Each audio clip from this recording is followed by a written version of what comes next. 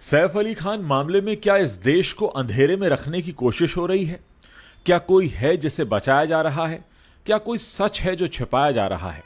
अब तक दो संदिग्ध गिरफ्तार हुए, दोनों बदनाम हुए, उसके बाद उन्हें छोड़ दिया गया।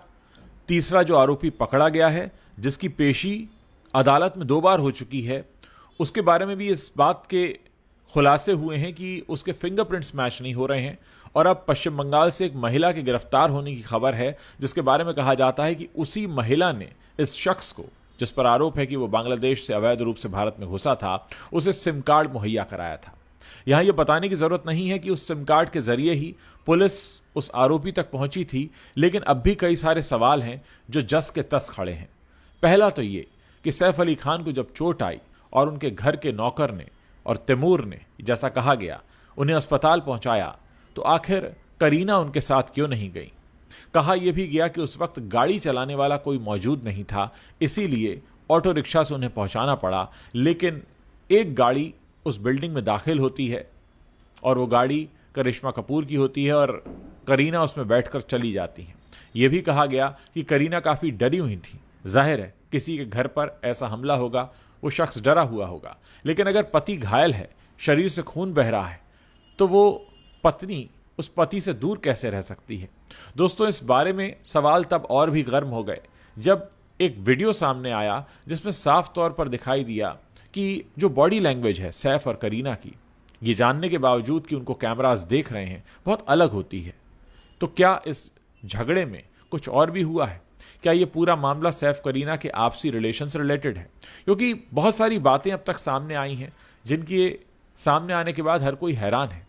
आखिर कैसे कोई सड़क चलता शख्स एकदम सैफ अली खान की बिल्डिंग में दाखिल हो जाता है और सीधे उनके घर में प्रकट हो जाता है? अभी तक जो आरोपी पकड़ा गया है उसके बारे में यह भी नहीं कहा गया कि उसने इस तरह की कई चोरियों को अंजाम दिया हो, या फिर वो सैफ की उस बिल्डिंग में आता जाता रहा हो, या उसने उस बिल्डिंग में मौजूद किसी और फ्लैट में कोई काम किया हो। इसके अलावा सवाल यह भी उठाया गया कि सैफ अली खान ने जो पूरे ट्रीटमेंट के लिए करीब 36 लाख रुपए का मेडिक्लेम क्लेम किया, जिसमें से उनका अप्रूवल हुआ 25 लाख रुपए का, तो ये किस आधार पर हुआ? तो एक ऐसा केस हमारे देश में जहां इलाज के लिए भी 5 गुना पैसा अप्रूव हो जाता है, जिन्हें सेलिब्रिटी कपल कहा गया, जिन्हें पावर कपल कहा गया, जिन्हें यह कहा गया कि वो शहर की सबसे पॉश बिल्डिंग में रहते हैं, एक बहुत ही हाई सिक्योरिटी वाली बिल्डिंग में, अगर उनके साथ ऐसा हो सकता है तो फिर आम लोगों की तो बिसाती क्या? एक सवाल यहां पर यह भी उठ खड़ा होता है कि क्या पुलिस पर किसी तरह का दबाव है? क्या कुछ है जो हमसे छिपाया जा रहा है? और ये सारे सवाल यहां पूछने की जरूरत इसलिए भी है दोस्तों, क्योंकि हमारे देश की जो इनकम टैक्स पे करने वाली जनता है, उसको ये पूरा हक है जानने का कि कहीं उसके साथ कोई खिलवाड़ तो नहीं हो रहा है। क्योंकि तमाम सवाल हैं जिनके जवाब आने अभी बाकी हैं। अगर शरीफुल इस्लाम के फिंगरप्रिंट्स मैच नहीं हुए हैं, तो क्या उसे सिर्फ सिम कार्ड के आधार पर गिरफ्तार किया गया? क्या वाकई उसने सारे जुर्म कबूल कर लिए हैं? क्या जो उसका पिता बांग्लादेश में शोर मचा रहा है, जिसका कहना है कि सीसीटीवी में दिख रहा शख्स और उसके बेटा जो पकड़ा गया है, उनकी शक्ल में कोई मिलान नहीं है, क्या उनके दावे पूरी तरीके से सच हैं? ये तमाम बातें हैं जो आने वाले दिनों में इस बात को साबित करेंगी कि इतनी मशक्कत के बाद जिसे पकड़ा गया है वो असल में दोषी है भी या नहीं। हालांकि ये सब पुलिस को अदालत में साबित करना होगा। ऐसे में अगर ये तथ्य सामने आया है कि जो फिंगरप्रिंट्स कलेक्ट किए गए थे उनमें से एक का भी मिलान शरीफुल के साथ नहीं हुआ है, तो ये अपने आप में एक बहुत बड़ी हार साबित होगी। दूसरा, ये महिला क्या कहती है जो पकड़ी गई है? क्या ये महिला शरीफुल को पहचानेगी? क्या ये महिला शरीफुल के बारे में कोई ऐसी जानकारी देगी जिससे इस केस को कोई नई दिशा मिल सके? और क्या हम इतने दिनों की मेहनत मशक्कत के बाद आज भी ये कह सकते हैं कि हम ठीक उस तरफ बढ़ रहे हैं इस केस में जहां ये केस सुलझता हुआ दिखाई दे रहा है? दोस्तों, एक जिक्र और आता है। कहा यह गया कि तैमूर जो उनका छोटा बेटा है, उसको लेकर और इब्राहिम को लेकर अस्पताल पहुंचे थे सैफ अली खान, लेकिन अब बीच में नाम आ रहा है हरी का। हरी उनके घर में काम करने वाला केयरटेकर है और जिसके बारे में कहा गया कि हरी उनके साथ था। बाद में अफसर जैदी पहुंचते हैं जो कि मैनेजर हैं सैफ अली खान के, और वो कंसेंट फॉर्म पर सिग्नेचर करते हैं। उनसे जब पूछा जाता है कि जब आप अस्पताल पहुंचे तो क्या वो वहां पर करीना कपूर मौजूद थी, तो उन्होंने कहा आई डोंट नो, मुझे नहीं पता। जब उनसे पूछा गया कि उस वक्त कितना बज रहा था, उन्होंने कहा कि आप फॉर्म पर पढ़ लीजिए, उतना ही बज रहा होगा, मुझे पता नहीं है। दोस्तों, नॉर्मली फिल्म इंडस्ट्री हो या कोई भी दूसरी इंडस्ट्री, आपको इतनी अल सुबह फ़ोन करके कौन बुलाता है 3:30 बजे कि आप आ जाइए। जाहिर है, अगर आपको इतनी सुबह कोई फ़ोन आता है तो कोई अर्जेंसी होती है, इमरजेंसी होती है, और इसी हालत में फ़ोन किया गया होगा अफसर जैदी को। हो सकता है फ़ोन करीना ने किया हो और ये कहा हो कि सैफ अस्पताल गए हैं और किसी को वहाँ होना चाहिए, आपके सिग्नेचर की ज़रूरत पड़ेगी, आप जाइए और देख कर आइए। और वैसे भी वो मैनेजर हैं सैफ अली खान के, तो उनका ये फ़र्ज़ भी बनता है कि अगर उनका सेलिब्रिटी घायल हुआ है तो वहाँ मौजूद हों, ताकि उसके आगे के अपॉइंटमेंट या शूटिंग वगैरह कैंसिल होंगे या जो भी होगा, उनको जानकारी में होना चाहिए। ऐसे में अफसर जैदी कहते हैं मुझे नहीं पता मैं कितने बजे पहुंचा, मुझे नहीं पता वहां करीना थी या नहीं थी। ये तो बहुत ही बेसिक सी बात है।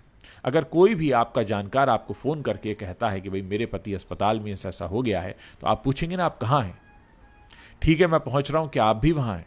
ऐसी तमाम बातें बड़े जनरल डिस्कशन है।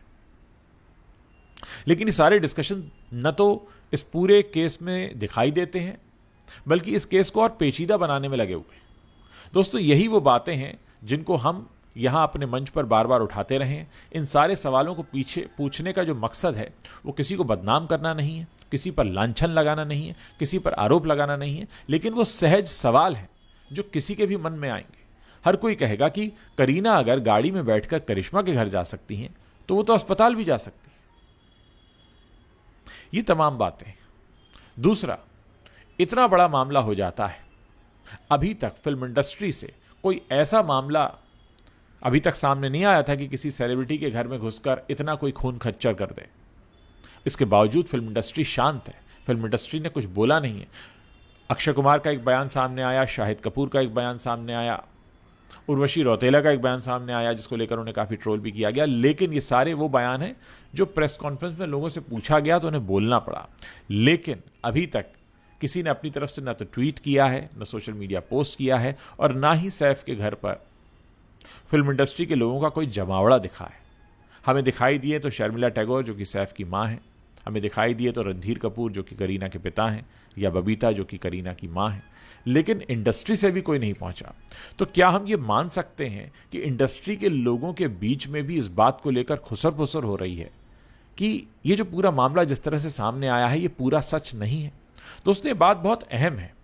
ये बात इसलिए भी अहम है कि हमारे देश का वो शहर जो सबसे ज़्यादा इनकम टैक्स देता है, उसकी सबसे काबिल पुलिस की कई टीमें, सैकड़ों उनके अफसर इसमें काम में लगे हुए हैं, लेकिन ये मामला अभी तक सुलझा नहीं है। तो ये जो लूप होल छूटते जा रहे हैं, जो पेंच इसमें छूटते जा रहे हैं, जो सारी बातें निकल निकल के सामने आ रही हैं, क्या ये सिर्फ आम आदमी को लग रहा है या फिर सुरक्षा एजेंसीज का ध्यान भी इस तरफ है? क्या सोचते हैं आप इस पूरे केस के बारे में और अब तक हुई तफ्तीश के बारे में? क्या आपको भी लगता है दाल में कुछ काला है? दोस्तों, आप इस बारे में अपनी जो भी राय रखते हैं उसको खुलकर व्यक्त कीजिए। मैं आपके कमेंट्स पढ़ने का इंतज़ार कर रहा हूं और इस बात को समझने की कोशिश कर रहा हूं कि आखिर ये चल क्या रहा है। क्या कुछ है जो छिपाया जा रहा है? क्या हमारी आंखों में धूल झोंकी जा रही है? या पुलिस को वाकई कुछ नहीं पता है? या हम इस बात पर यकीन कर सकते हैं कि एक सड़क चलता आदमी अचानक सैफ अली खान के 12वीं मंजिल के घर में पहुंच जाता है, जिसका ना तो कोई पिछला रिकॉर्ड है और ना ही वो उस देश का रहने वाला है, उसको किसी से सपोर्ट भी नहीं मिला और उसको कहीं से कुछ नहीं मिला और वो सीधा पहुंच गया? ये तमाम बातें हैं जो अभी पच नहीं रही हैं, और जब तक पचेंगी नहीं तब तक ये सवाल पूछे जाते रहेंगे।